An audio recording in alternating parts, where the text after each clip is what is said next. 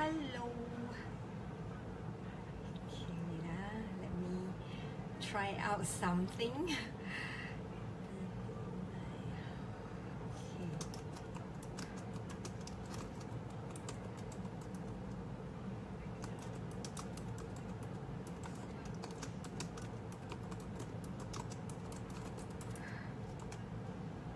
Give me 1 second.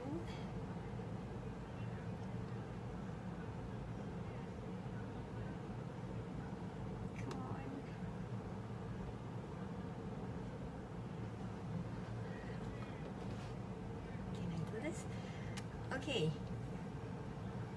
Good evening, Soul Rich Woman. This is Lillian here, author of my book, Women of Courage, Breaking the Fear Barrier. And tonight is Monday evening, so I am coming on live from Soul Rich Woman Community Group, and I am also trying out using my desktop to concurrently come on live from my personal profile. Hello, hi Janelle, hi Elida. Okay, I'm not too sure about the quality for the MacBook, the laptop version from my personal profile, so please give me your feedback, whether is it clear, is the visual clear, and is my voice clear? Okay, right. Yeah, tonight's topic, yes, is still revolving around relationship, because we are still in the month of April, right? And the relationship with myself, with yourself, with S-E-L-F, self, right? And one of the areas, last Monday, I actually took the courage to share about what happened to me when I was 4 years old. I was being molested when I was 4 years old, and I actually attempted suicide when I was 18. So that took me a lot of courage to share. But the reason I choose to share is because there are many women out there that have similar experiences. After last Monday I've actually received a lot of text messages from many of you who feedback to me and share with me that you too also have similar experiences, and and it has actually left a traumatic effect and impact on you, right? So that has encouraged me a lot, and that actually motivates me to be bold and share, to share, so that more women are able to overcome this the residual impact, the impact that they had experienced due to all these events that happened in the past, because you never know how much impact it will cause the growing up, right? So but tonight I just want to focus on the events, the moments where I had suicidal thoughts. Now the very first time that I attempted suicide was when I was 18, right? That was like due to the betrayals and the narratives that went on my head, like what did I do to deserve this? I have a lot of questions about, like, I was genuinely giving out my heart, giving out my all my the innocent love and all that. So like I felt that why did I deserve such treatments and all that? But that was during the youth, when I was a youth. But when I went into postnatal depression, when I had my first child, and in fact the second child as well, I suffered postnatal depression. Some call it postnatal blues. So it actually spirals downwards. And I remember the time when I remember very vividly there's this time when I was still staying in Punggol. It's a new estate, and I'm a pretty new mom with young children, new estate, and I didn't have any friends back then, so my parents were working, so my mom only comes back because my mom, she back then she was still working, my dad was also still working, so they only come back in the evening or very late afternoon. So and they had their own place also, so they may not come over every day, that kind.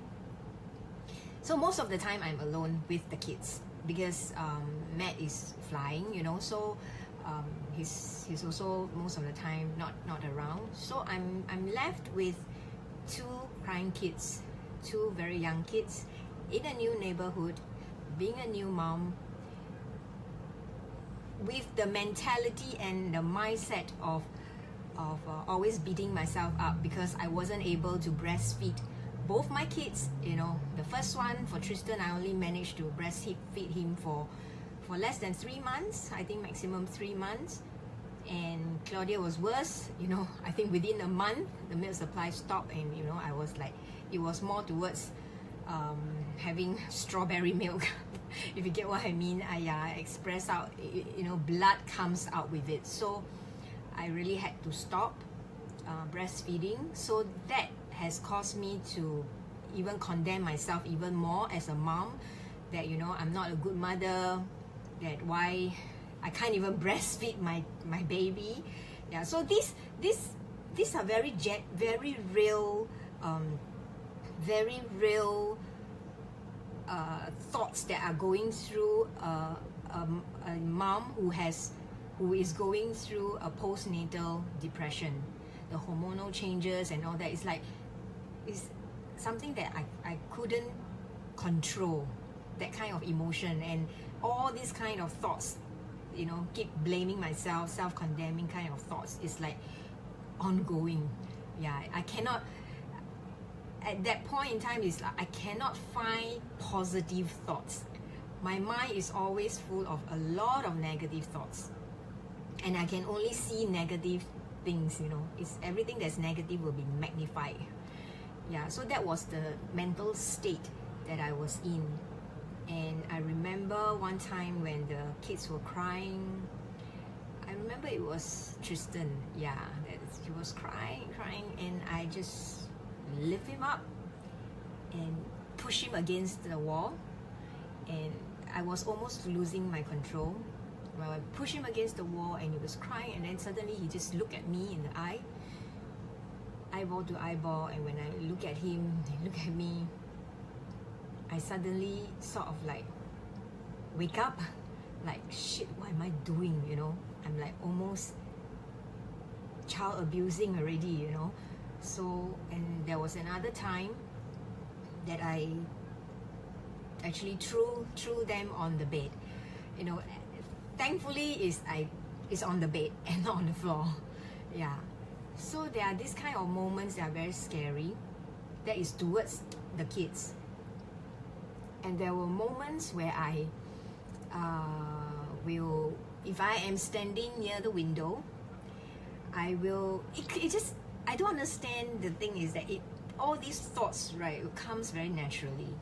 When I'm standing at the balcony or standing anywhere that is at a height, I will have thoughts like, just jump. How does it feel like to jump down and crash? Like who in the right mind will have such thoughts? To imagine, and how would it feels like? How would it feels like to crash from a great height? Yeah, and also there were thoughts like, if I'm crossing the road or if I'm near the road, anywhere near the road, I would then have thoughts like, how does it feel to be hit by a car? What would it feel like to be hit by a car? And that kind of impulse, like causing you to like very tempted to step out and be hit by a car, is so real, so very real, that I mean, as I'm sharing it right now, relating back to it, I find that it's so scary, because what if I really acted it out? What if I really acted out that thought that went into my head? So thoughts, life-threatening thoughts like that were very, very real, and I am just thankful that I have this window period of sanity. I call them a window period of sanity, because it's not every minute, every second that I am in that kind of state of mind. So there are moments, of course, where I am clear-headed. Yeah.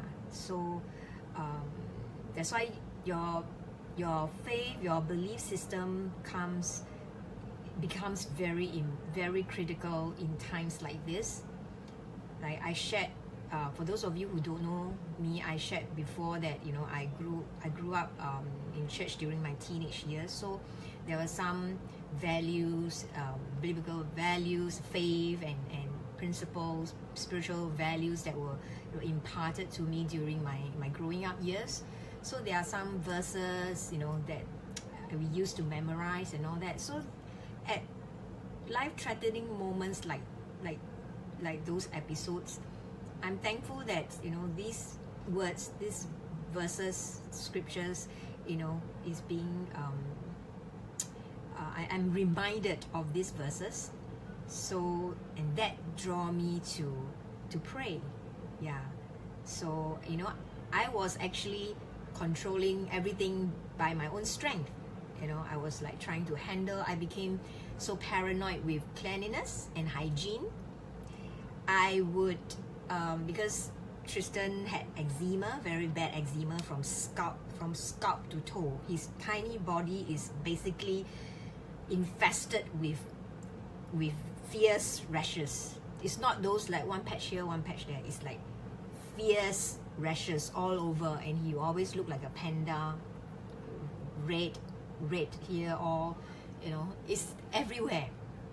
So looking at him, definitely I feel very guilty as a mom, and very helpless, because I tried so many things, so many remedies, but I couldn't help him with his eczema, and he's always scratching and bleeding, and sometimes the bleeding becomes water. Yeah, so I know he's suffering, but I couldn't relieve his his pain. So that actually, like, also I beat myself up for not being able to help him. So then I became very paranoid with cleanliness and hygiene. So I control his diet. He has a very strict diet, cannot eat this, cannot eat that, a lot of things cannot eat, because people tell me it could cause the flare-up of the rashes. So I stopped him from eating a lot of things. And I even soaked him in Guinness stout. The Guinness stout beer. Yes, I heard that the barley content or the wheat content or whatever content in the Guinness stout can help to relieve the itch or heal it. So I went ahead and soaked him in a bathtub of Guinness stout. Yeah, and then bed sheets and his clothing, I will wash under 40 degrees Celsius, above 40 degrees Celsius, hot water. Yeah, bed sheets and his clothing, and I will mop the floor with Dettol and hot water to make sure that everything is squeaky clean. So it became too clean actually, that I remember bringing him to the GP at times, and the GP was telling me, I think you are too clean. I think it would be better if you expose him to a little bit of bacteria. So it was that kind of extreme that I went. I became so paranoid with cleanliness and hygiene, and all these the helplessness of not being able to help him with his eczema. And he's like, every day I have to apply steroid creams, Ilomet and all the steroid creams, and it's like it will take the routine of his shower and putting moisturizer, putting the creams and all that. It will take up quite a bit of time. So yeah, and every time when I apply the steroid and the moisturizer, many times I would hear, because I seen him covered with rashes and I cannot do anything to help him. So that add on to guilt again, keep adding on to my guilt and beating myself up.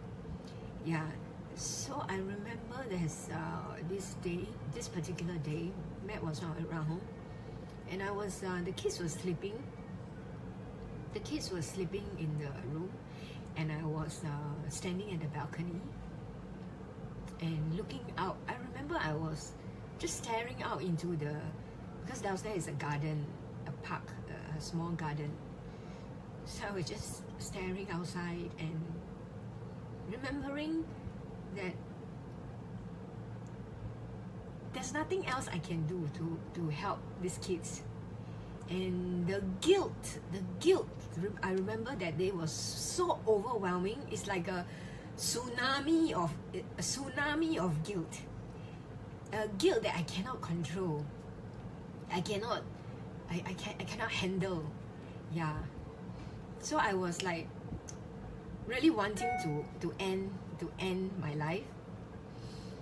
Then I went into the room. Thankfully, when I went into the room and I saw the kids sleeping and they were breathing, I see their stomach going up and down, up and down, up and down, and the sight of the kids somehow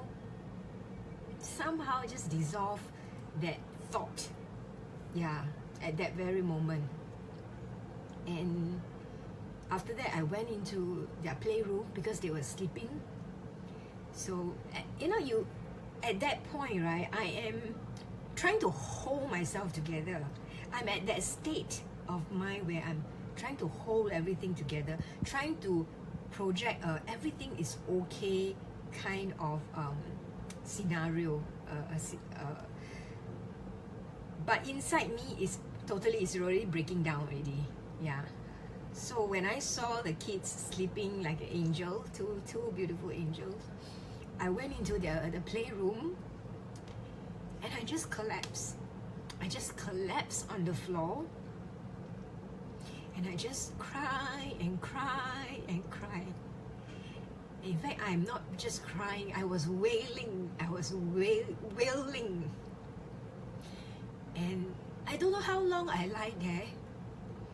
I remember I was very, very tired after that because I was just crying. Just continue crying and crying and crying until I have no energy to cry anymore. So I believe that moment was a form of release because I was holding and suppressing so much of me for so long that, we call it bottling up. You bottle up for so long. So I remember that night when I just collapsed onto the floor in their playroom. I remember I just crying uncontrollably. I don't know how long I cried down there. And I remember after crying for don't know how long, I just my prayer was super short. Super short. I just say, God, help me. I can't help myself anymore. Just help me. I just say, God, help me. And that's when later on, help started coming in. So my first step of action that I took was to let go. I let go of my emotions. I let go of whatever I was suppressing inside.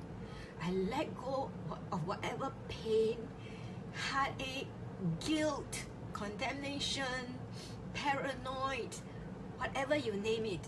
everything that I was suppressing inside, in that playroom, everything was released. Everything was released. I remember it wasn't just a cry.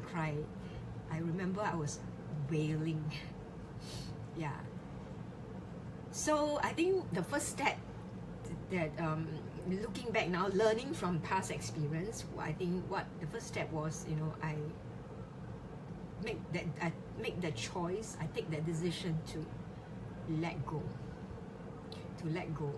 of all my emotions. Yeah. And then I say a very short prayer. I say, God, help me. Yeah. And then the neighborhood, some mothers from the neighborhood, started to approach me. Susie in our Connecting Mothers support group, Susie, she started to approach me. Yeah, she was saying that I'm very predictable. What time I send the kids to school, and then what time, and after I come back, I'll park the car almost at the same location. If the lot is not taken, I'll go to the supermarket to get my grocery, then I'll go up, and then at certain time I'll come down again, and she will see me at the playground with the kids. So that was my routine. So she knew my routine, and she decided to approach me. So and I make this.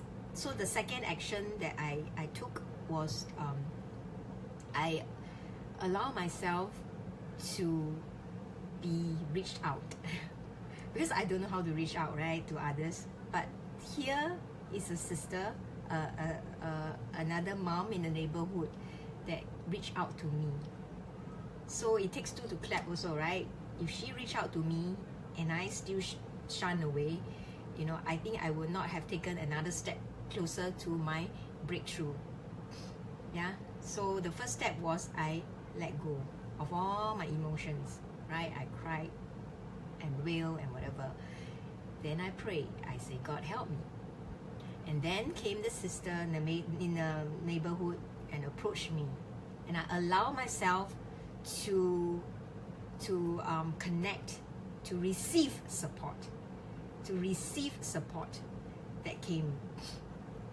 And then I also remember taking effort to visit small groups. We call it the cell groups, but so basically is small groups, where the church people come together and gather at someone's home. Yeah. So I remember taking the effort to put myself among these people in a cell group setting, in a small group setting, because I realized that I need to be in a positive environment because I am so full of negative thoughts, right? So yeah, so I place myself in a positive environment. And then one of the small group that I visited, the brother, he actually sent a sister to my home to give me Bible study. So and I remember, because at that time, that period, I still struggling with a lot of suicidal thoughts. There's always, the thoughts doesn't just disappear. So it's not like, oh God help me, and then the thoughts will disappear. No, they still come and go. Every day I will have thoughts of jumping down, getting hit by a car. I don't know why these two things, like, it's always being prompted to jump or get hit by a car.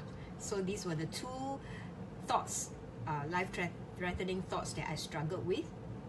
So I was still struggling with that when this sister came to my home to give me Bible study.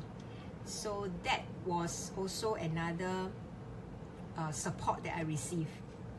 So that's why, looking back at this experience, I learned how I overcome my struggle of suicidal thoughts. Yeah. Right. So yeah. So that was and the thoughts doesn't just end there, okay? Because, you know, ever since I got my driving license, I know how to drive, right? Since I think 1920, or I can't remember, it's too long ago. Ever since I got my driving license, I will have nightmares of car accident. And the car accident will always be very bad, and I will wake up feeling my whole body aching, as if I really had gone through, you know, the whole trauma of the car accident. So this nightmare has go on for years. It has gone on for years until I got so used to it. Having nightmare about car accident becomes a norm for me, and I will always waking up not rested. I will always wake up with a very tired body, a very tired mind, and yeah. So whenever I drive, you know, it's either the thoughts, the life-threatening thoughts that I had was either I jump, or I get hit by a car, or when I'm driving, somebody hit me. Yeah, and the nightmare is also like that. I will always be hit by a car, or I'll be the center car, a 3-car accident scenario, that I'll be the center one and I get hit by the cars. And the funny thing is, December 19, 2007.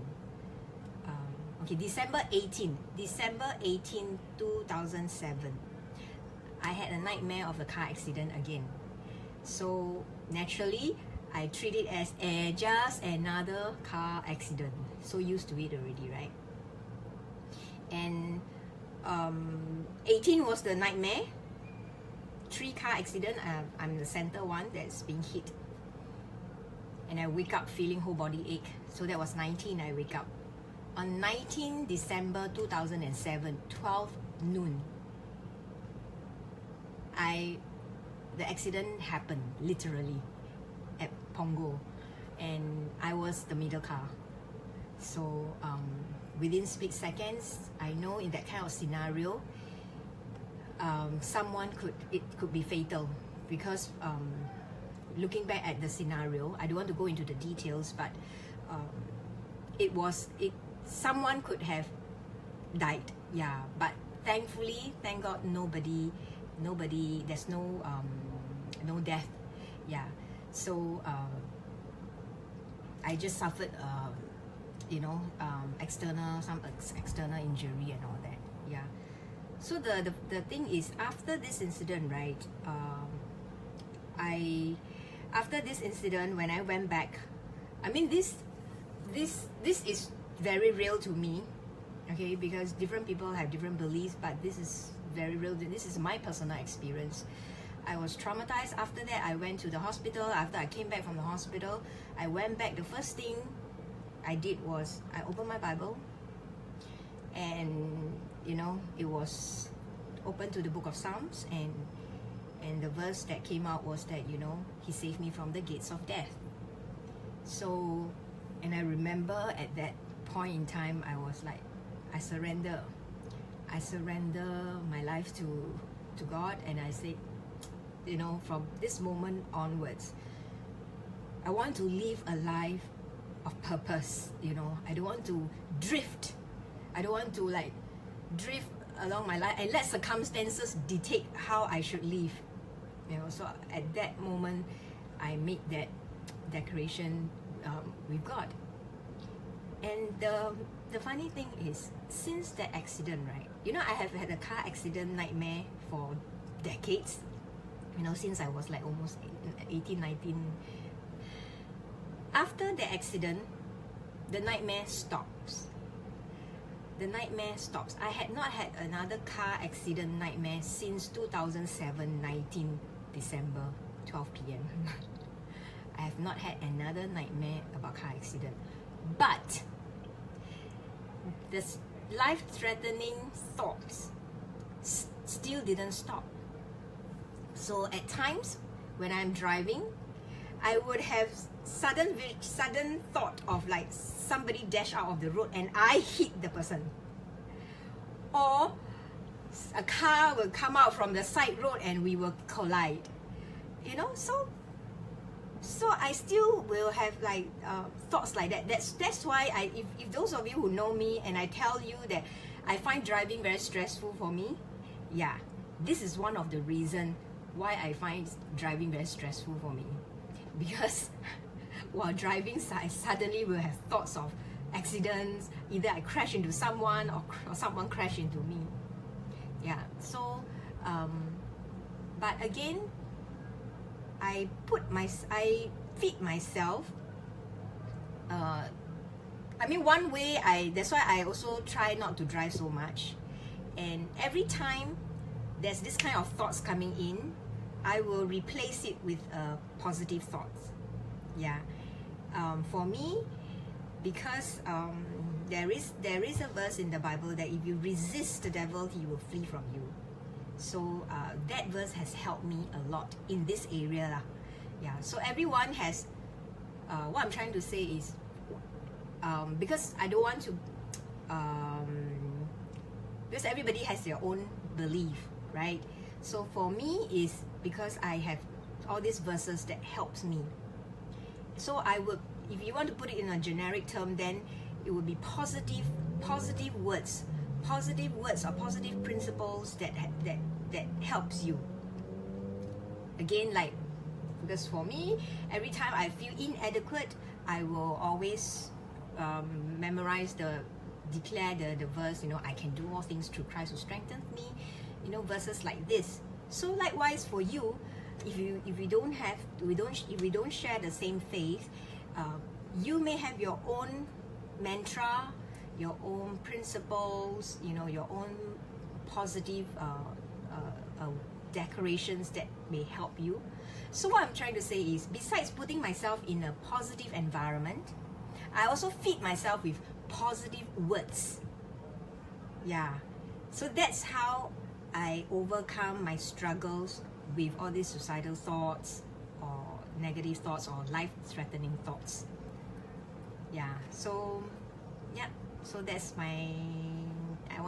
I want to share tonight, and I hope it is of value to you. I hope that, you know, these certain points helps you and you can apply them. You know, if you are still bottling up your feelings, you're still suppressing, you're still trying to control yourself, find a secret place, your own secret place. For me, it was my kids' playroom that night, where I just let go. I just totally surrender and let go, and just let the emotion flow. No control. Don't try to stop it. I remember it was like a dam that opened up, and the flood of emotion just pour, and yeah, it was like a tsunami and flood, you know, of emotions, and just let go. That was the first step. And then if you can, reach out for support. Yeah, I mean, the first support that I reached out was to God, because I said, God help me. That is a form of reaching out for support. It's just that my first point of support is God lah. And so, but then when support comes, if you are able to put yourself in an environment of support, then fantastic, because that is really, really very important. Yeah, you don't walk this journey alone. You can have support that will really help to bring you forward in your breakthrough. So I had support coming to me, right? So I embraced that support. I received the support. I didn't shun away from the support. So you must acknowledge first, going back a bit backward, is you must acknowledge that you have an issue to handle. Don't be in self-denial, right? Yeah, and so what else did I cover? I think I covered quite a bit of points, right? You let go, to to take action, reach out for support, receive support, put yourself in a positive environment, people that can support you, and then feed yourself with positive words, empowering words, mantra, scripture, whatever works for you. What works for me was the scripture. Yeah.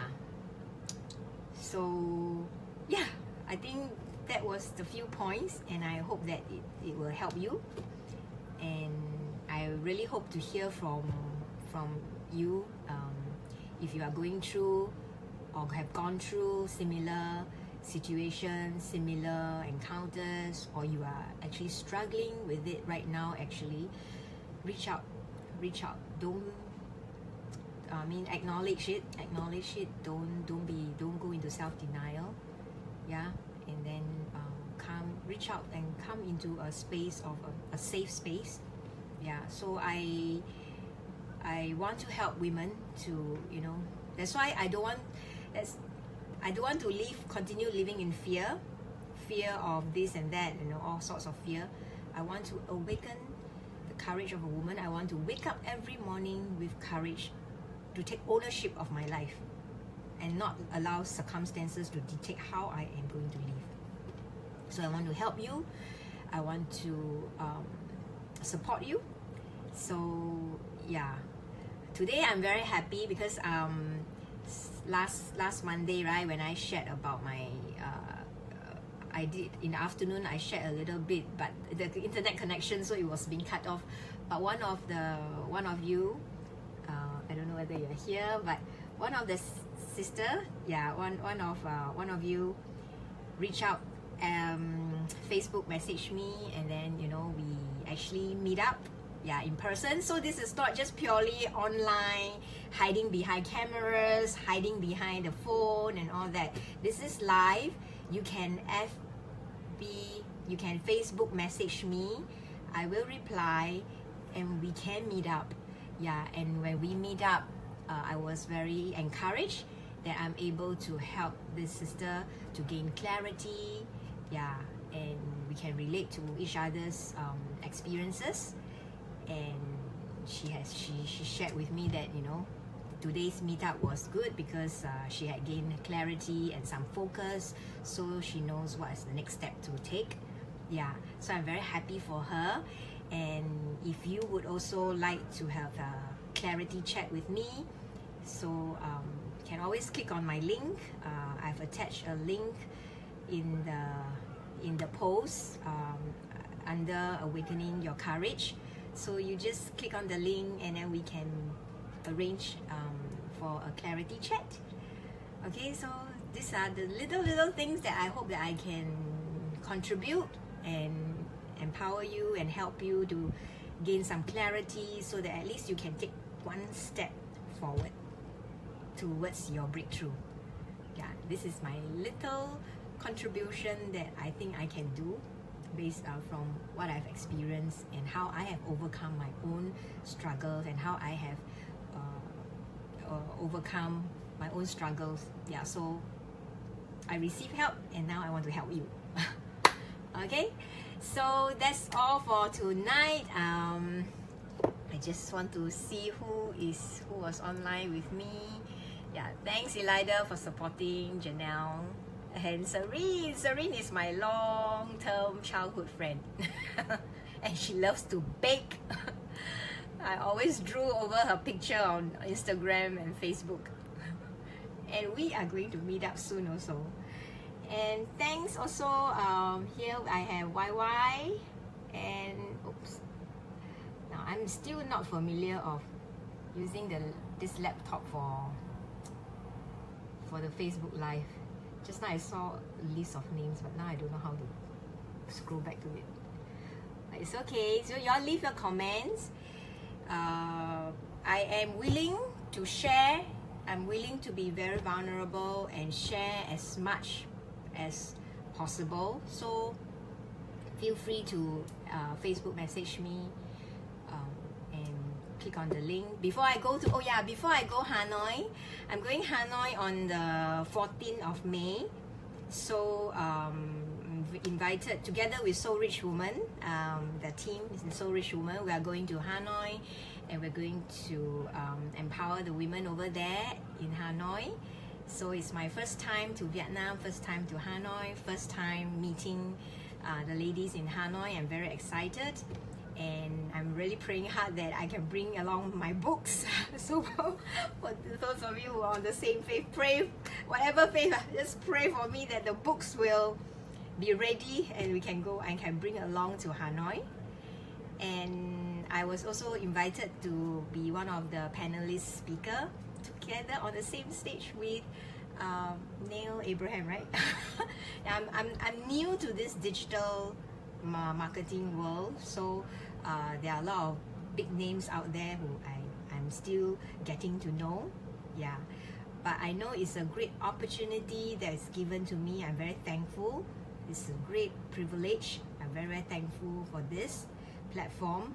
And when I'm back, I have actually, in the link that I've included in this video or in this Facebook Live, I've listed down my schedule. So you can click into the link and look at the schedule, and if you would like me to support you in gaining clarity, so actually helping you to to overcome your challenges in the area of breaking fear barriers and tearing down the limiting beliefs. Yeah, so click on the link, so you have more information inside there. See my schedule. I'll be back in May, but I'll start the program 15th of June. Yeah, so click on the link and check out my schedule and book it. Okay, I hope to help more women bit by bit. All right, so that's all for tonight. Please comment so that I won't feel that I'm talking to myself. Thank you for coming on to support me. Right, I see you next Monday in Soul Rich Woman Community Group, and I'll do my best to also come on live more frequently on my personal profile. Okay, so stop living in fear, but awaken with courage. Okay, once we awaken the courage of a woman, you ignite her power of influence. Firstly, influencing yourself. Okay, that's all. Good night. Bye bye. So how do I end this?